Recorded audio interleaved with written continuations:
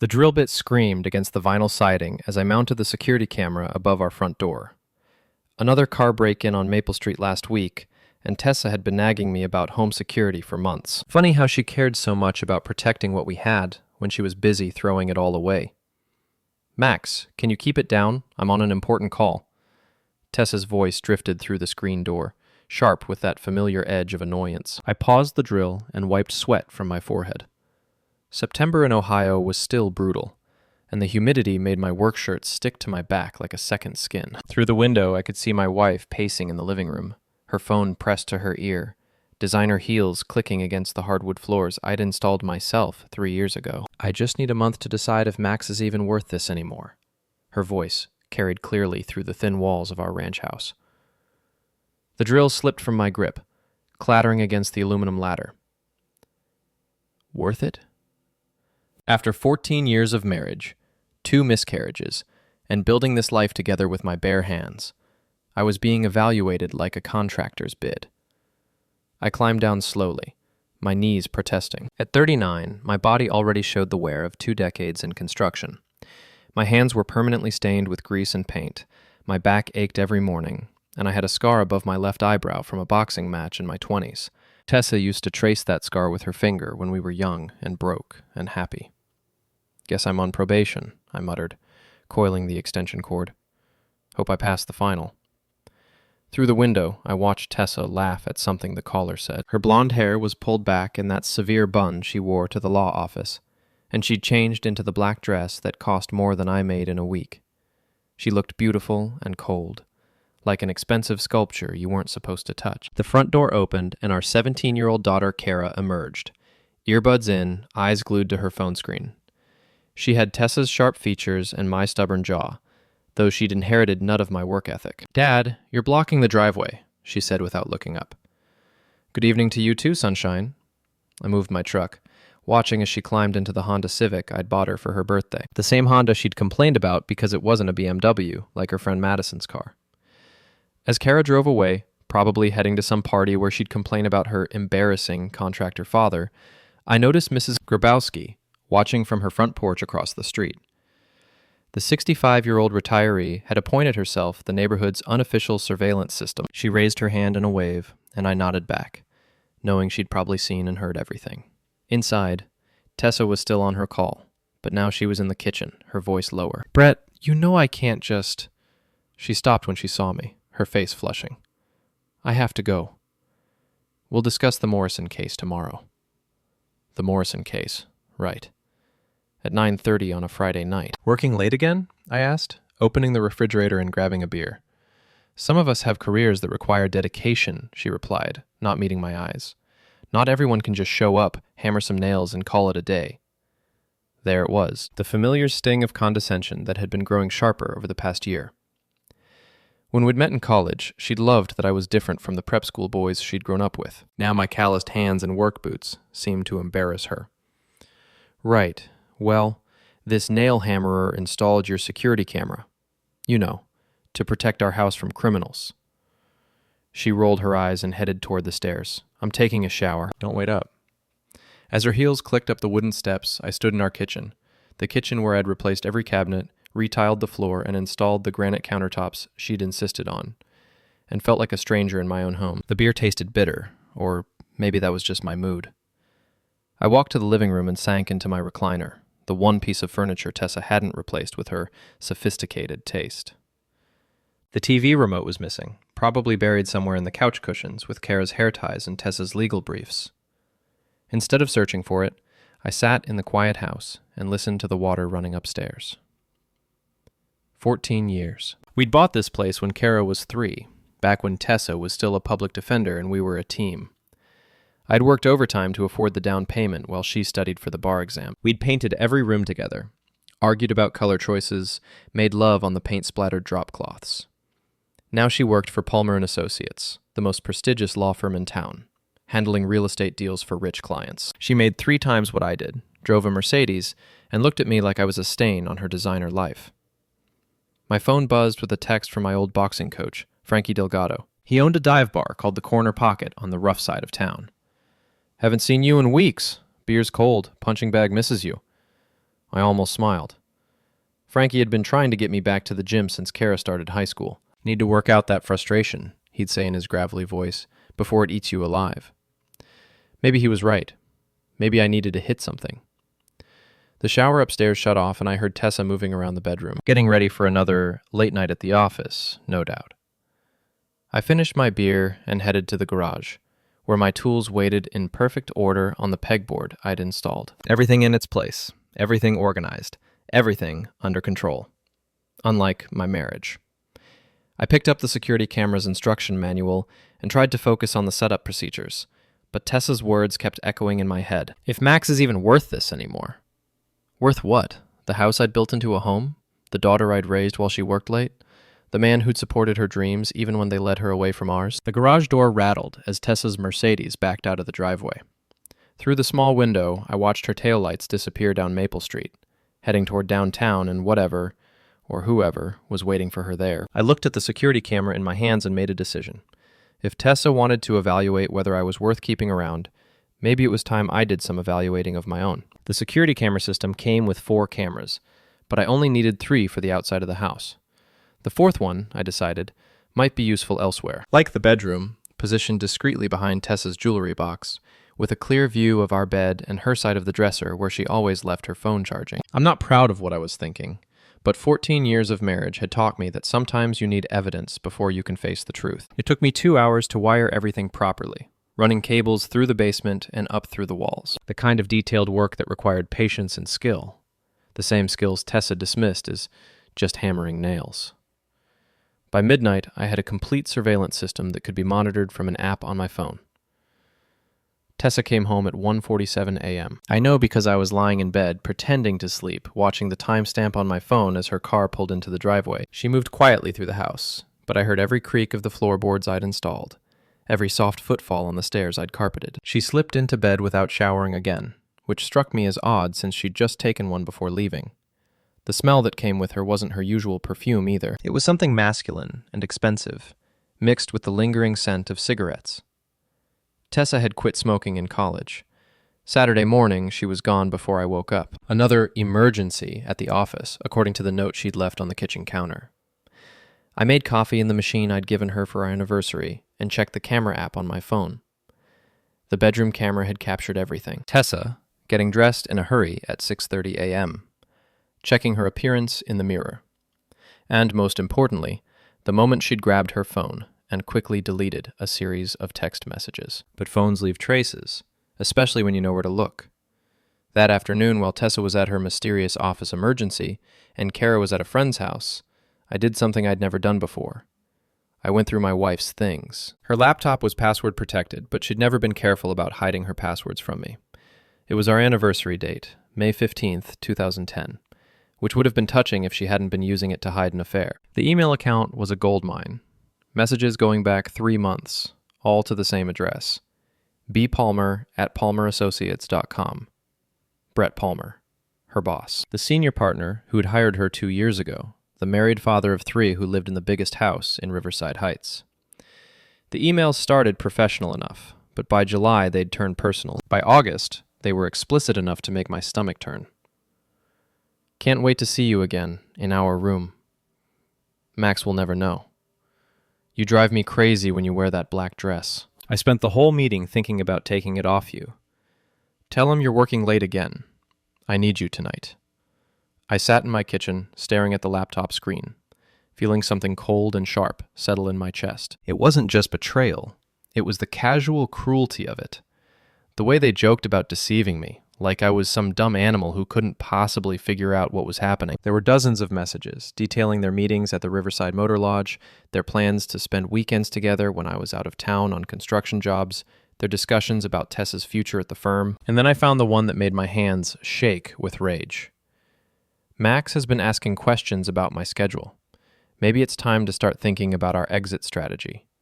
I can't keep pretending to be married to someone so beneath me. Beneath her. The woman whose law school loans I'd helped pay off. The woman whose career I'd supported even when it meant eating ramen for dinner and driving a truck with 200,000 miles on it. The woman who'd cried in my arms after each miscarriage and sworn that we'd get through anything together. I was beneath her now. My phone buzzed with a text from Tessa. Working late again tonight. Don't wait up. This time, I didn't just sit there and take it. I grabbed my keys and drove to the Riverside Motor Lodge, a seedy place on the outskirts of town that rented rooms by the hour. Sure enough, Tessa's Mercedes was parked next to a silver BMW in the back lot, both cars trying to hide in the shadows. I sat in my truck for 20 minutes, watching the door to room 237, feeling my anger crystallize into something harder and more focused. When I was younger, I'd channeled rage into boxing, controlled violence, rules and regulations, a referee to stop things before they went too far. This felt different. This felt like war. I got out of the truck and walked to Brett's BMW. The doors were unlocked. Arrogant bastard probably never had to worry about crime in his neighborhood. I popped the hood and disconnected the battery cables, then let the air out of all 4 tires. Not slashed, that would be vandalism, just deflated. The kind of thing that could happen naturally if you were unlucky.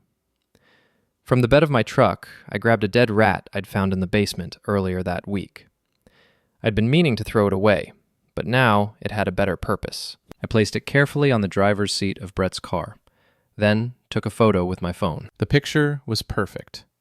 The expensive leather interior, the dead rodent, and in the background, the door to room 237 with its peeling paint and broken security light. I drove home and waited. At 11:30 p.m., my phone rang. Tessa's voice was tight with panic. "Max, I need you to come pick me up. My car won't start. Where are you?" A pause. "The office. I was working late, and..." "Which office?" "Palmer and Associates is downtown. I can see their building from here, and all the lights are off." Another pause, longer this time. "I was at a client meeting. Look, can you just come get me? I'm at the Riverside Motor Lodge on Route 9. What kind of client meeting happens at a motel, Tessa? The silence stretched between us like a taut wire. "Just come get me," she said finally, and hung up. I didn't go. Instead, I sent her a text with the photo of the rat in Brett's car and a simple message. "Enjoy your ride home, sweetheart." She didn't come home that night. Sunday morning, I was installing the last exterior camera when Mrs. Grabowski crossed the street with a cup of coffee and a concerned expression. "Everything all right over here, Max?" I saw Tessa's car wasn't in the driveway last night. Mrs. Grabowski had lived on Maple Street for 40 years. She'd raised 3 kids, buried a husband, and survived 2 heart attacks. She had sharp eyes and a sharper tongue, and she didn't miss much.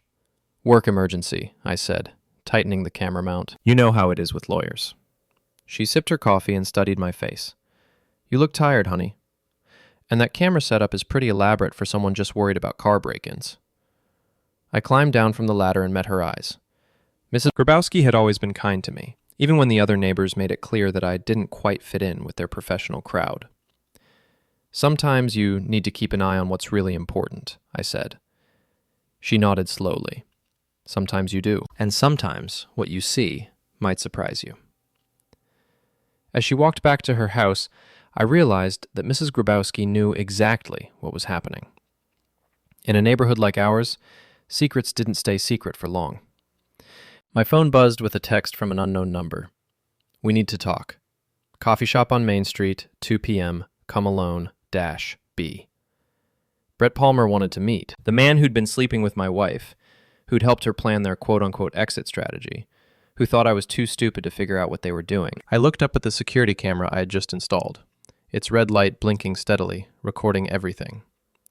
"Let's talk," I said to myself, and started planning what I was going to say. The coffee shop on Main Street was one of those gentrified places that charged $5 for what used to cost 50 cents. All exposed brick and Edison bulbs, filled with people typing on laptops and discussing their creative projects. The kind of place Tessa loved and I tolerated.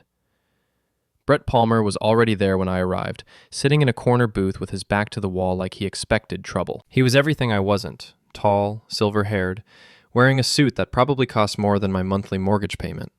The kind of man who'd never worked with his hands or worried about making payroll. I ordered a black coffee from the barista with the nose ring and the attitude, then slid into the booth across from Brett. Up close, he looked older than his photos, with lines around his eyes and the soft look of someone who'd never been in a real fight. "Max," he said, extending his hand like we were meeting at a business conference. I ignored the handshake and sipped my coffee. Nice car trouble last night? His face flushed red. Look, I think we can handle this like civilized adults. Civilized. I laughed, and the sound was harsh enough to make the couple at the next table look over. Is that what you call screwing another man's wife? Civilization? Brett glanced around nervously. Keep your voice down. We don't need to make a scene. Oh, we're way past scenes, Brett. We're into full-blown theater now. He leaned forward, trying to project authority. I understand you're upset, but Tessa and I, what we have is real. We're in love. The word hit me like a physical blow. Love. Not lust, not an affair, not a midlife crisis. Love. How long? I asked. Does it matter? It matters to me. He sighed and ran his hand through his silver hair. 6 months. Since the Henderson case. 6 months. While I was working 60-hour weeks to pay for Kara's car. While I was planning our anniversary dinner. While I was still believing we were a family. She's going to leave you, Brett continued. We both know this marriage has been over for years. You're just different people now. Different people. Like I was some evolutionary throwback who'd failed to keep up with his wife's social climbing. And you're going to take care of her? Set her up in your big house with your wife and kids? For the first time, Brett looked uncomfortable. That's complicated. Complicated how? Margaret and I have an understanding. My wife knows about my relationships. As long as I'm discreet, she doesn't ask questions. I stared at him across the table. This man who thought he could have everything. The wife, the mistress, the reputation, the money, without consequences. So Tessa's just another relationship, another discreet little arrangement? It's not like that. What's it like then? Brett straightened his tie and tried to regain control of the conversation. Look, I'm prepared to make this worth your while. Tessa mentioned you've been struggling with your business. I have connections, contractors, who could use someone with your skills. He was offering me work, like a tip for good service. I stood up slowly, and Brett instinctively leaned back in his booth. Here's my counteroffer, I said, loud enough for the entire coffee shop to hear. You stay away from my wife, you stay away from my family, and maybe, I don't tell your wife Margaret about your discreet little understanding. You're making a mistake, Brett said, but his voice was shaky now. No, Brett. The mistake was thinking I was too stupid to figure this out. I left him sitting there and walked out into the afternoon sunshine. My hands were shaking with adrenaline, and I realized I'd just declared war on a man with more money, more connections, and more power than I'd ever have. But I'd been underestimated before. That evening, Tessa came home with an overnight bag and a lawyer's poker face. She found me in the garage, organizing my tools for the third time that day. We need to talk, she said. Do we? Or do you need to pack? She set down her bag and crossed her arms. Brett told me about your little meeting today. Did he tell you about the rat? Her composure cracked for just a moment. That was childish, Max. Childish. I turned to face her fully. You know what's childish, Tessa? Sneaking around behind your husband's back, lying about where you're going, planning your exit strategy like I'm some kind of business problem you need to solve. She went pale. You read my emails. I read my wife's emails. In my house, on the computer I paid for.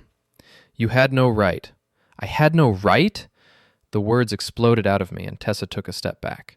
I had no right to know that my wife of 14 years has been screwing her boss. I had no right to know that you think I'm beneath you.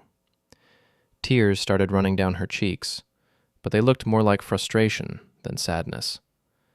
You don't understand, she said. We've grown apart. We want different things. I need more than this. She gestured around the garage, at my tools and my workbench, and the life I'd built with my hands. More than what? More than the man who supported you through law school? More than the house I renovated for you? More than the family we built together? More than being married to someone who doesn't fit in my world anymore. There it was. The truth we'd been dancing around for months. Your world, I repeated. When did it stop being our world? She wiped her eyes and tried to regain her composure. I want a divorce, Max. We can do this amicably. Split everything fairly. You can keep the house. How generous. I'm trying to be reasonable. Reasonable would have been talking to me before you started fucking your boss. She flinched at the profanity. Don't be crude. Crude? Lady, I'm just getting started. The garage door rumbled open, and Kara's Honda pulled into the driveway.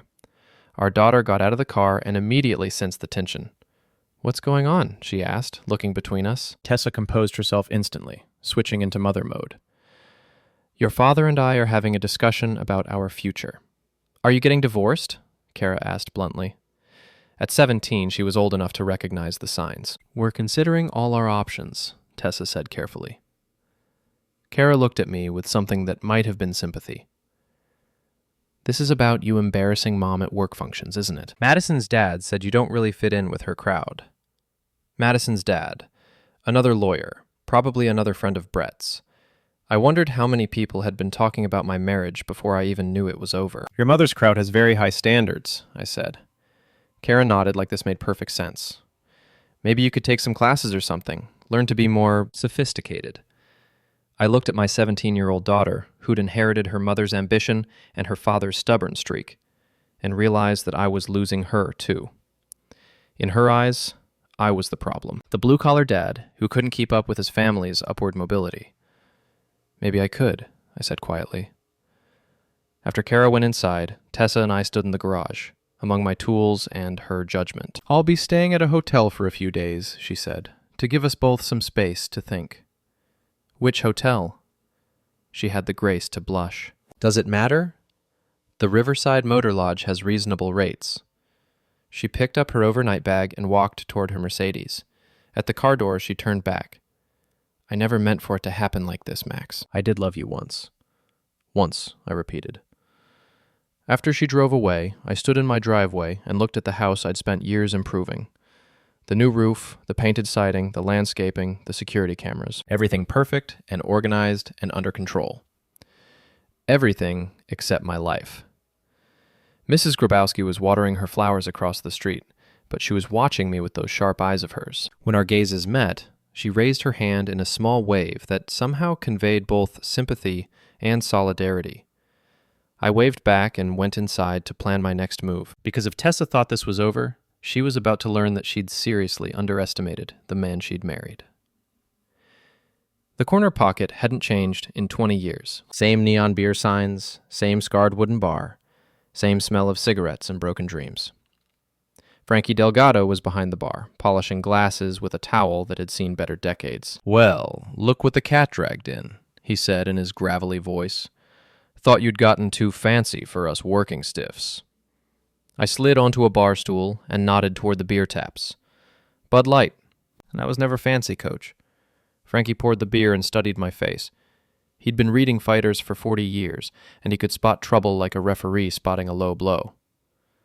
You look like hell, Max. What's eating you? I told him everything. The emails, the affair, the meeting with Brett, Tessa's demand for a divorce. Frankie listened without interrupting, occasionally nodding or making a small sound of disgust. So she thinks you're beneath her now, he said when I finished. Apparently. And the daughter's taking her side? Kara thinks I'm the embarrassment. Maybe she's right. Frankie slammed the glass down hard enough to make me jump. Bullshit. You know what your problem is, Max? You're fighting their fight instead of your own. What do you mean? You're trying to be something you're not, apologizing for who you are. That's not how you win. He leaned across the bar, and I could see the old fire in his eyes. You want to know how you beat someone who thinks they're better than you? You don't try to climb up to their level. You drag them down to yours. I'm not looking for a fight, Frankie. Kid, the fight already started. They threw the first punch when they decided to humiliate you. Now you can either cover up and take the beating, or you can hit back. I sipped my beer and thought about what he was saying. What kind of hitting back? The kind that hurts where they live. Rich people, like your wife's boyfriend, they care about their reputation more than anything. Their image, their status, their precious standing in the community. And how do I hurt that? Frankie smiled, and it wasn't a nice expression. You know this town better than anyone, Max. You've worked in half the houses, fixed their problems, heard their secrets. People talk to contractors like we're invisible. He was right. In 20 years of construction work, I'd overheard dozens of conversations, seen things people thought no one would notice, learned which marriages were solid and which ones were held together with money and appearances. What are you suggesting? I'm suggesting that Mr. Brett Palmer might not be as discreet as he thinks he is. And in a town this size, secrets have a way of getting around. Before I could respond, the bar door opened and 3 men walked in. I recognized them immediately. Tommy Morrison, Dave Chen, and Rick Santos. We'd been friends since high school, back when we all played football and thought we'd conquer the world together. Now Tommy sold insurance. Dave managed a bank, and Rick owned a successful plumbing business.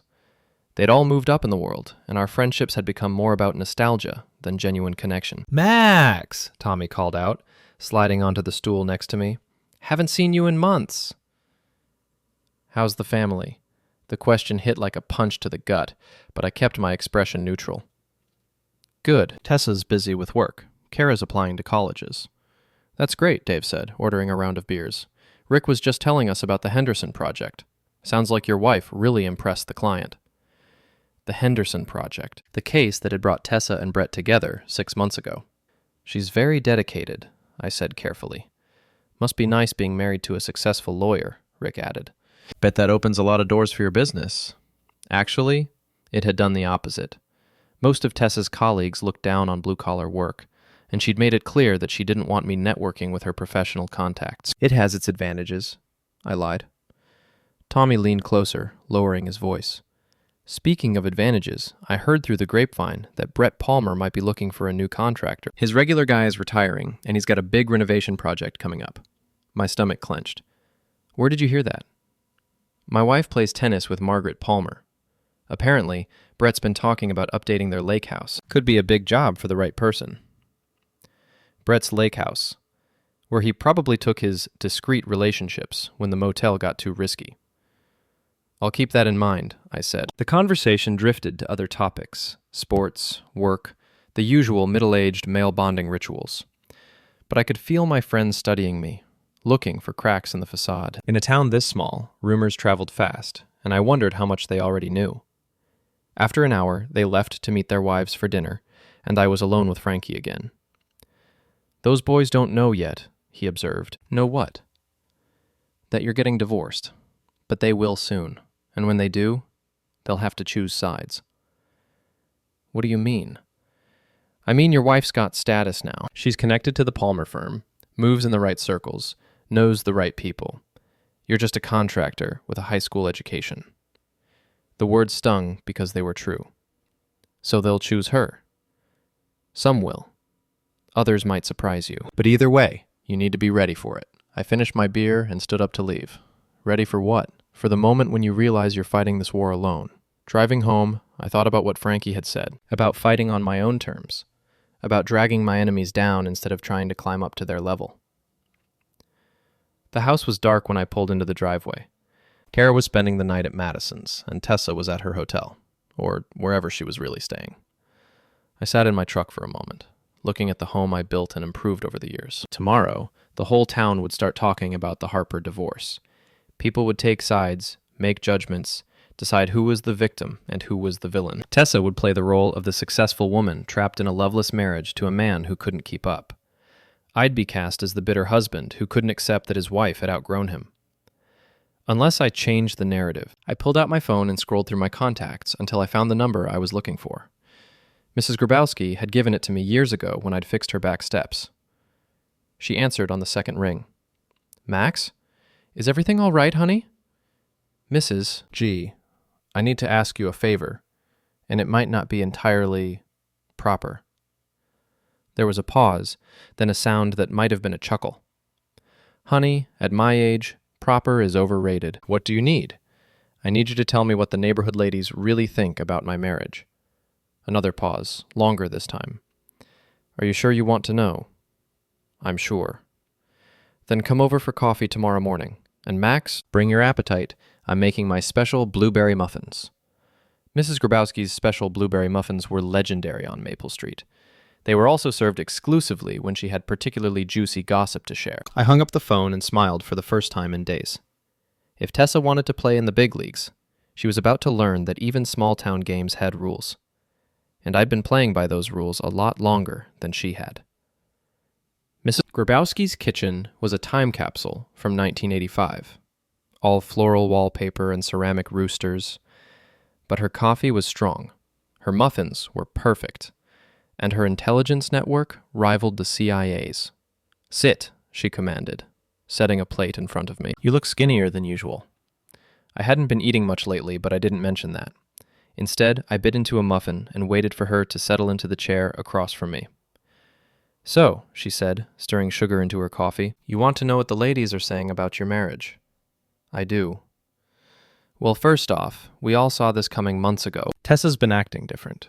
Staying out late, buying expensive clothes, getting her hair done at that fancy salon downtown instead of Marge's place. Marge's beauty parlor had been cutting hair on Maple Street for 30 years. It was where the neighborhood women went to get their hair done and their gossip updated. What else?" Mrs. Grabowski leaned forward conspiratorially. "Linda Morrison saw Tessa's car at the Riverside Motor Lodge 3 weeks ago. She was getting her nails done at the place next door and recognized the license plate. Linda Morrison was Tommy's wife, which meant Tommy had known about the affair when he'd asked about my family last night. Did she tell anyone else? Honey, Linda Morrison telling someone something is like putting it on the evening news. Half the neighborhood knows by now." My face must have shown my humiliation because Mrs. Grabowski reached across the table and patted my hand.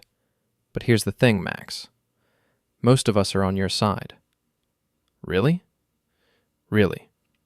Tessa's gotten too big for her britches lately, acting like she's better than the rest of us, looking down her nose at the block parties, making snide comments about people's lawn care." I hadn't known about the snide comments, but it didn't surprise me. Tessa had been pulling away from our neighbors the same way she'd been pulling away from me. "There's more," Mrs. Grabowski continued. "Betty Chen heard from her daughter-in-law that Brett Palmer's been bragging about his conquest at the country club. Called you a working-class fool who never saw it coming." The rage that flared in my chest was white-hot and immediate. Bad enough that he was sleeping with my wife, but to mock me publicly? To turn my humiliation into his entertainment? That crossed a line. When did she hear this? Last weekend. Apparently, he was drunk and showing off for his golf buddies. I set down my coffee cup carefully, afraid I might throw it otherwise. Who else was there? The usual crowd. Judge Harrison, Dr. Matthews, that new lawyer from the prosecutor's office. All the big shots. All the people who mattered in this town. All the people who now saw me as a joke. "Mrs. G, can I ask you something?" "Shoot." "If someone wanted to even the score, what would be the most effective way to do it?" She smiled, and for a moment I could see the young woman who'd raised 3 kids and buried a husband and survived everything life had thrown at her. "Well," she said slowly, "if I were a vengeful old woman, which I'm not, of course, I might remember that Brett Palmer's wife Margaret plays bridge every Thursday night with the church ladies. And I might remember that Margaret Palmer has always been very proud of her marriage and her family's reputation. Go on. And I might also remember that Margaret's sister lives in Florida and has been trying to get Margaret to visit for months. If Margaret were to suddenly discover that her husband was making a fool of her in front of the whole town..." She trailed off and sipped her coffee innocently. "She might need a vacation to think things over," I finished. "She might indeed." I ate another muffin and thought about the implications. If Margaret Palmer left town, it would be a public humiliation for Brett. The country club crowd would know exactly why she'd gone, and Brett's reputation would take a serious hit. "There's something else you should know," Mrs. Grabowski said. "About your daughter." My stomach dropped. "What about Kara?" "She's been telling people that you and Tessa are getting divorced because you're holding her back, that you're too blue-collar for her mother's new lifestyle." The muffin turned to ash in my mouth. "She said that? I'm sorry, honey, but I thought you should know." I stood up abruptly, anger and hurt warring in my chest. "I should go." "Max," Mrs. Grabowski's voice was gentle but firm. "That girl is 17 years old and she's scared. Her world is falling apart and she's trying to make sense of it. Don't give up on her yet." "She's given up on me." "No, she hasn't. She's just confused about where her loyalty should lie. Show her who you really are, and she'll remember why she used to look up to her daddy." I thanked Mrs. Grabowski for the coffee and the intelligence briefing, then walked back across the street to my empty house. The security cameras I'd installed were working perfectly, recording every angle of our property. but they couldn't capture what was happening to my family. My phone buzzed with a text from an unknown number. Saw your wife at Chez Laurent last night, with her boss. Thought you should know. A friend. Chez Laurent was the most expensive restaurant in town, the kind of place that required reservations and charged $30 for a steak. Tessa and I had never been there. Too expensive, too pretentious, too far outside our budget. But apparently it wasn't outside Brett Palmer's budget. I forwarded the text to my own email account, then started a new folder on my computer. Evidence. If this was going to be a war, I needed ammunition. The phone rang, and I saw Tommy Morrison's name on the caller ID. Hey, Max, he said, his voice artificially casual. Got a minute to talk? Sure. Look, Linda mentioned she might have seen Tessa's car somewhere she shouldn't have been. I wanted to give you a heads up before the rumors get out of hand. Too late for that, I thought. What kind of rumors? You know how people talk. Probably nothing to it, but, well, if there's anything you need to discuss, I'm here for you, buddy. Tommy was trying to be a good friend, but I could hear the discomfort in his voice. He didn't want to be in the middle of this mess any more than I wanted him there. Thanks, Tommy. I appreciate that. And Max? If you need a good lawyer for anything, I know some people. A divorce lawyer. He was already assuming my marriage was over. I'll keep that in mind.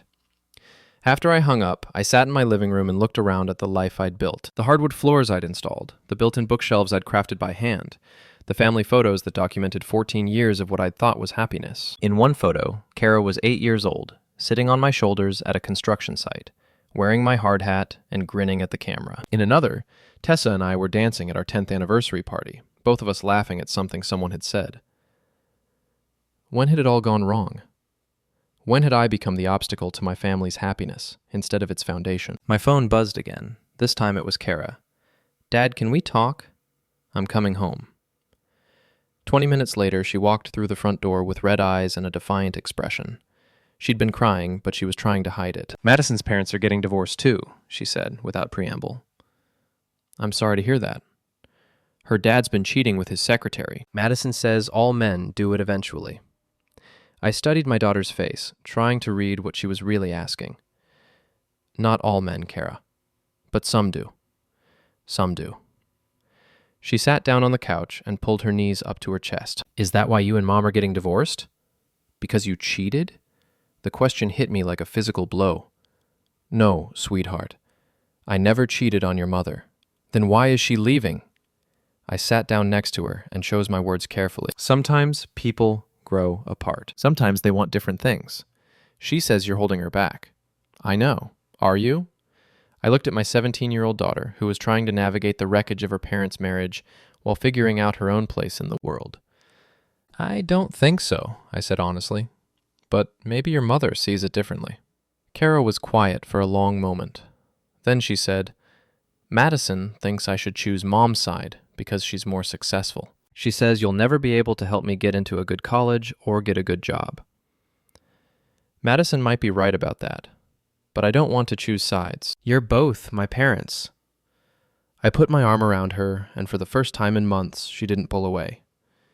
You don't have to choose sides, Kara. No matter what happens between your mother and me, we both love you. Even if I've been a brat lately, even then. She leaned against me, and I felt a small crack in the wall that had been building between us. Dad, are you going to fight for Mom? The question surprised me. What do you mean? I mean, are you going to try to win her back? Or are you just going to let her go? I thought about Brett Palmer bragging about his conquest at the country club, about Tessa planning her exit strategy like I was a business problem, about my friends already assuming my marriage was over. I'm going to fight, I said. But maybe not the way you think. Kara looked up at me with eyes that were older than her 17 years. Good, she said. Because the dad I remember wouldn't go down without a fight. For the first time since this whole mess started, I felt like I might have an ally in my own family.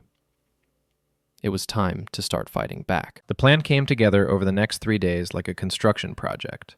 Careful planning, precise execution, and attention to detail. Mrs. Grabowski's intelligence network proved invaluable, feeding me information about Brett Palmer's schedule Margaret Palmer's activities, and the general mood of the neighborhood gossip mill. Thursday morning, I put the first phase into motion. Margaret Palmer's Bridge Club met every week at St. Mary's Church basement, the same church where Tessa and I had been married 14 years ago, back when we believed in forever. The irony wasn't lost on me. I arrived at 9:45 a.m., 15 minutes before the ladies usually finished their games.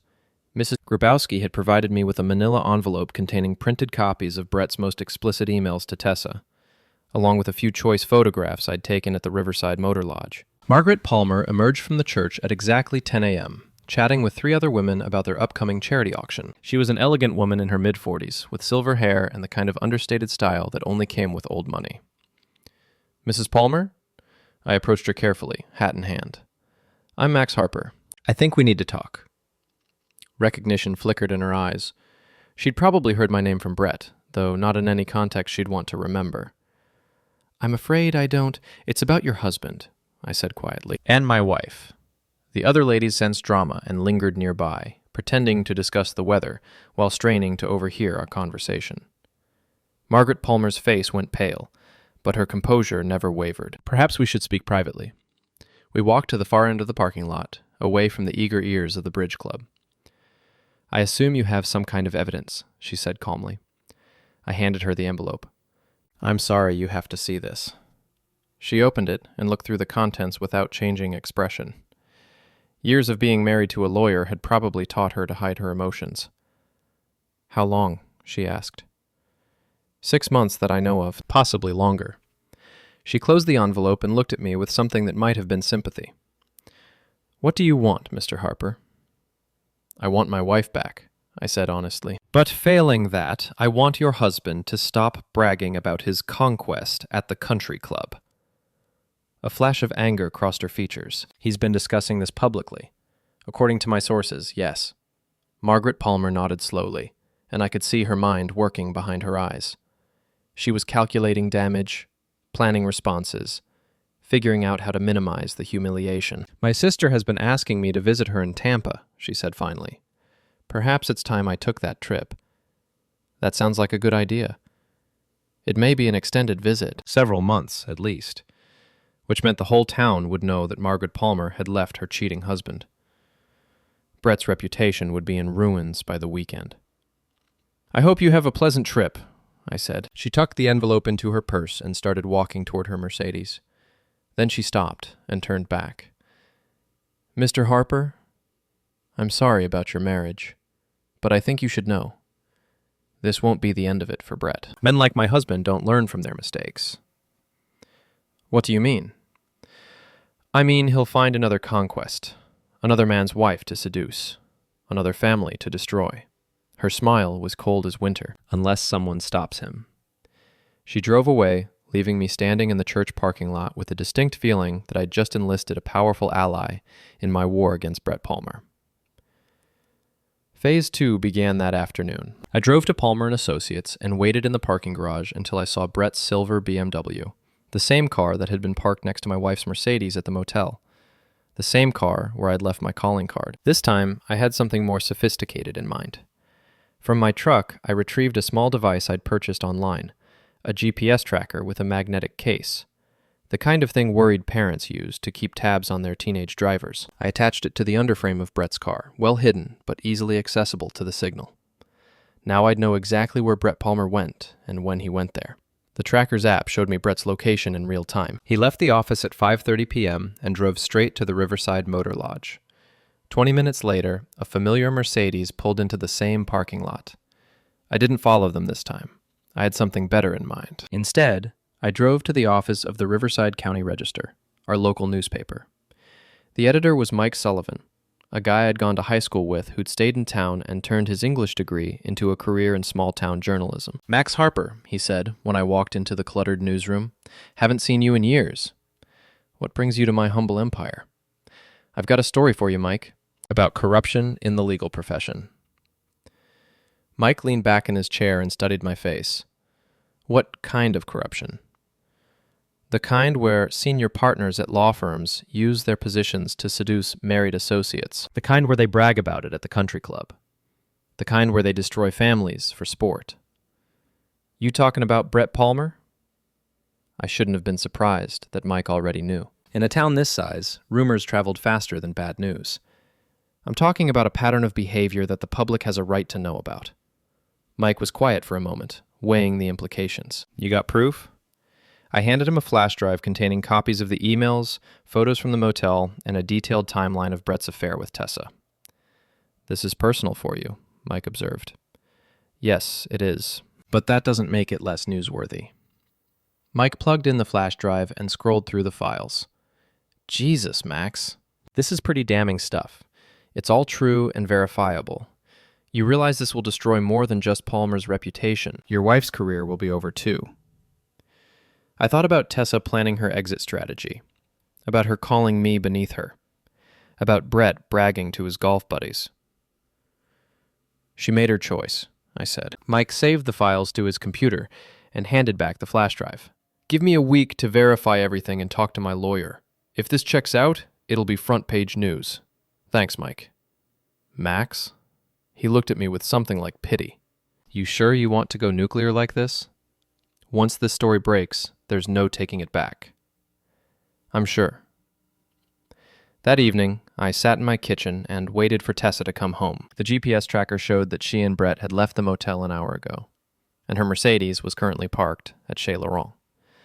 Another expensive dinner on Brett's tab. At 10:30 p.m., her car finally pulled into our driveway. She came through the front door looking guilty and defiant at the same time. Her hair was mussed, her lipstick was gone, and she smelled like Brett's cologne. We need to talk, she said. Do we?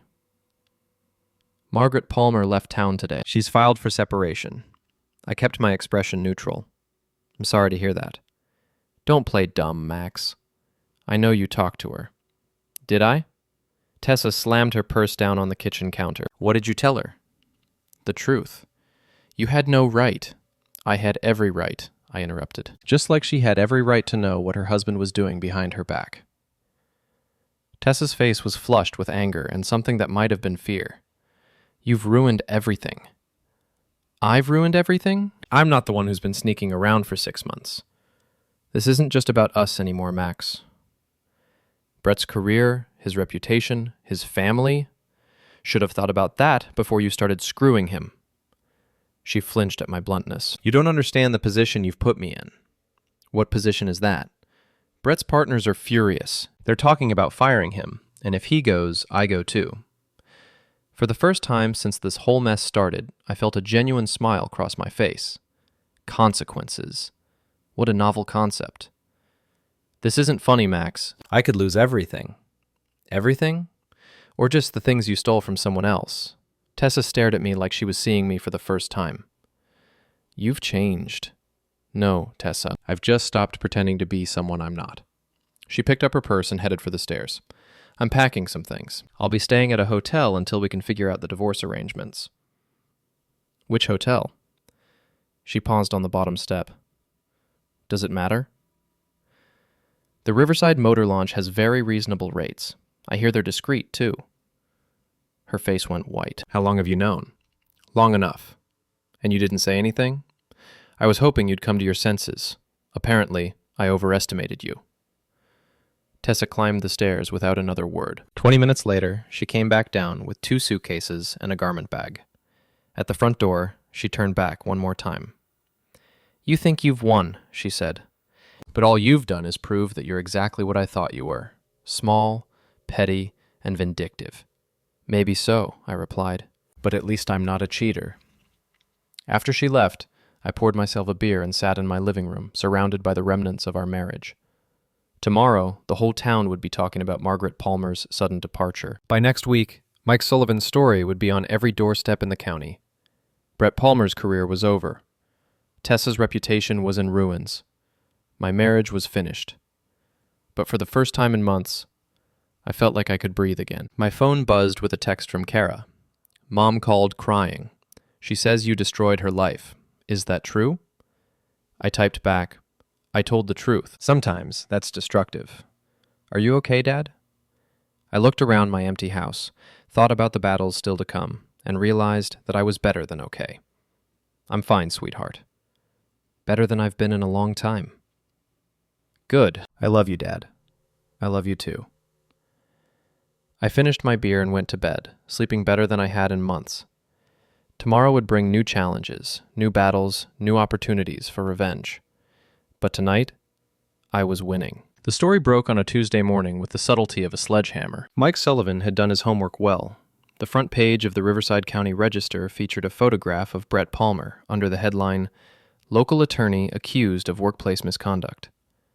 The article was devastating in its thoroughness. Mike had interviewed 3 other women who'd worked at Palmer & Associates over the past 5 years, all of whom described a pattern of inappropriate behavior from the senior partner. He'd verified the timeline of Brett's affair with Tessa, confirmed the motel meetings, and even managed to get a quote from Margaret Palmer's divorce attorney.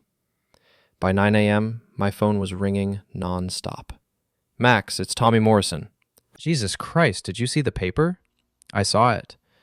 "Is this why Tessa left? Because of Palmer?" Among other reasons, Tommy was quiet for a moment. "I'm sorry, buddy. I had no idea it was this bad." The apology felt genuine, and I realized that Frankie had been wrong about one thing. Not all my friends would abandon me when the truth came out. "Thanks, Tommy. Listen, if you need anything, legal help, someone to talk to, whatever, I'm here." After Tommy hung up, the calls kept coming. Rick Santos expressing his support. Dave Chen apologizing for not seeing the signs earlier. Even some of Tessa's former friends offering their sympathies and their own stories about Brett Palmer's behavior. But the most important call came at 10:30 a.m. "Dad?" Kara's voice was small and uncertain. "I saw the newspaper. I figured you would. Is it all true?" I chose my words carefully. "Yes, sweetheart. It's all true. Mom's been lying to both of us. Your mother made some bad choices. That doesn't mean she doesn't love you. But she hurt you. She hurt our family." "Yes, she did." Kara was quiet for so long I thought she'd hung up. Then, "I'm sorry, Dad. For taking her side. For saying those things about you being embarrassing. I was wrong." "You weren't wrong to love your mother, Kara. And you weren't wrong to want what was best for our family. But I was wrong about you. You're not the problem. You never were." The conversation lasted another 20 minutes, and by the end of it, I felt like I had my daughter back.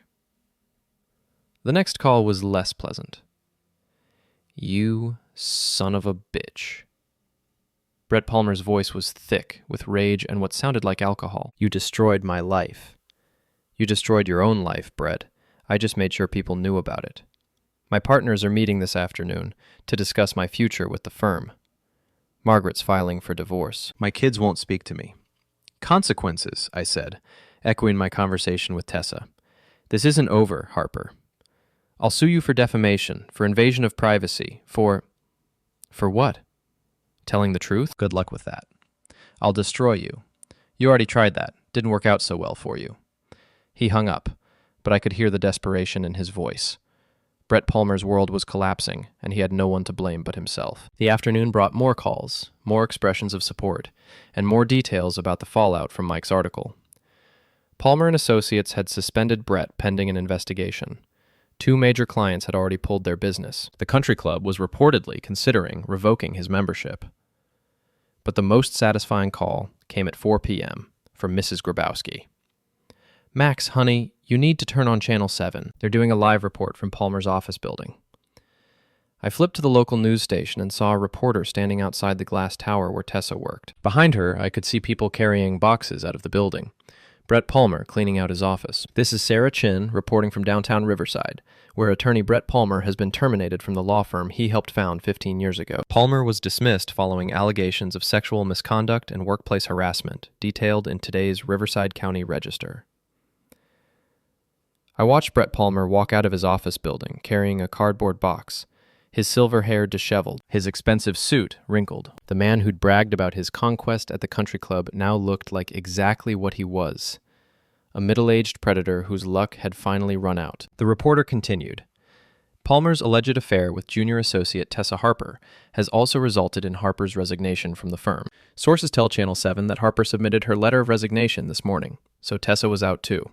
Her legal career, the thing she'd valued more than our marriage, was over. My phone rang again. This time it was Tessa. "Are you happy now?" Her voice was raw from crying. "Not particularly.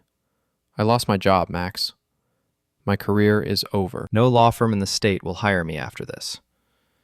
You should have thought about that before you started the affair. I made a mistake. You made a choice. Multiple choices, over 6 months. Don't call it a mistake. What am I supposed to do now? How am I supposed to support myself?"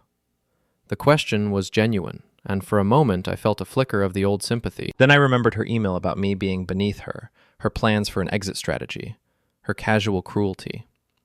"I don't know, Tessa. Maybe you could learn a trade, work with your hands. I hear there's dignity in honest labor." The silence stretched between us like a chasm. "I want to come home," she said finally. "This isn't your home anymore." "Max, please.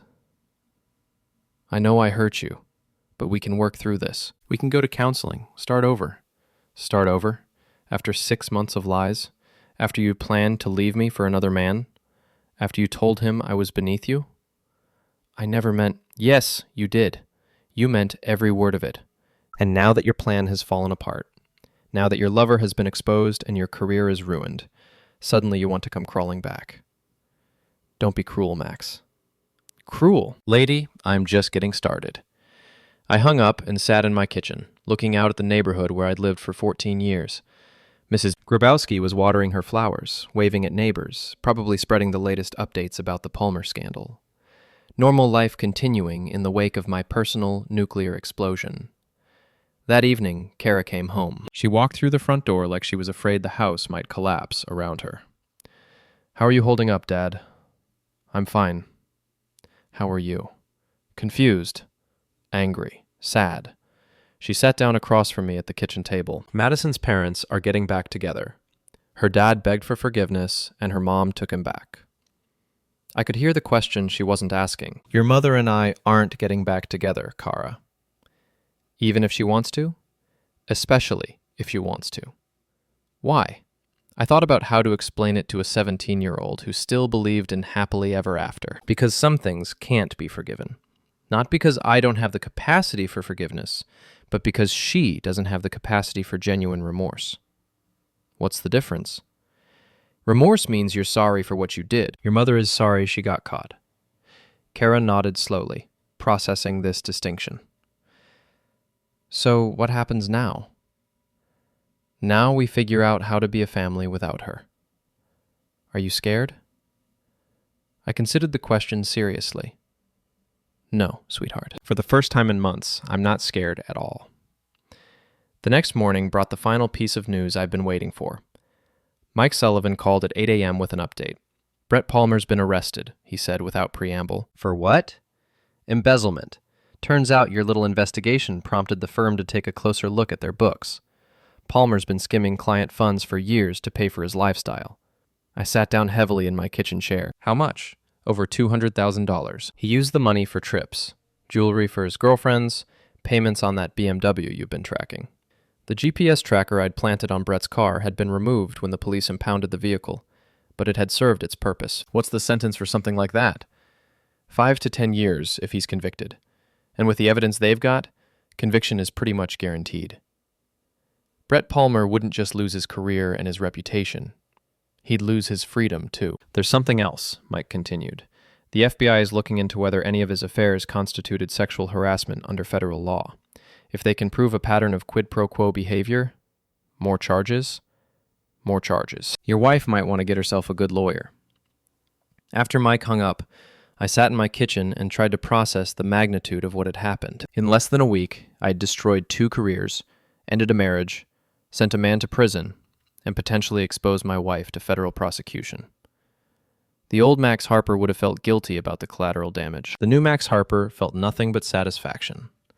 My phone buzzed with a text from Frankie. "Saw the news. Drinks tonight? First round's on me." I texted back. Make it 2 rounds. We're celebrating. That afternoon, I drove to the hardware store to buy supplies for a project I'd been putting off. Refinishing the hardwood floors in the living room. It was work I could do myself. Work that would keep my hands busy and my mind occupied. At the store, I ran into half a dozen people I knew. Instead of the awkward conversations I'd been expecting, I was greeted with handshakes, pats on the back, and expressions of support. Always knew there was something off about that Palmer guy, said Joe Martinez, who owned the auto repair shop downtown. Your wife never deserved you anyway, added Sarah Kim, whose kitchen cabinets I'd installed 2 years ago. The consensus was clear. I was the victim. Brett Palmer was the villain.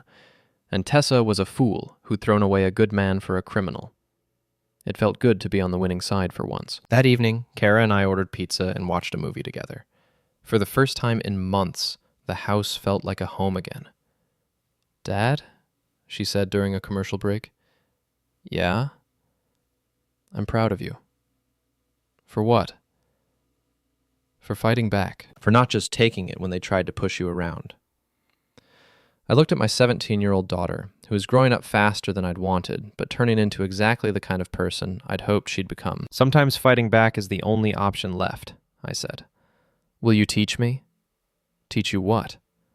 "How to fight back when people try to push me around." I smiled and pulled her close. "Sweetheart, I think you've already got that figured out." Later that night, after Kara had gone to bed, I stood in my driveway and looked up at the stars. The security cameras I'd installed were recording everything, the GPS tracker had served its purpose, and my enemies were either in jail or unemployed.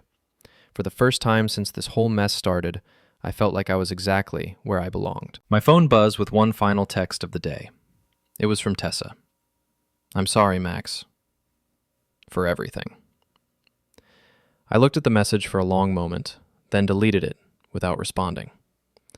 Some apologies come too late to matter. Some bridges, once burned, can never be rebuilt. And sometimes, the best revenge is simply moving on with your life while your enemies deal with the consequences of their choices.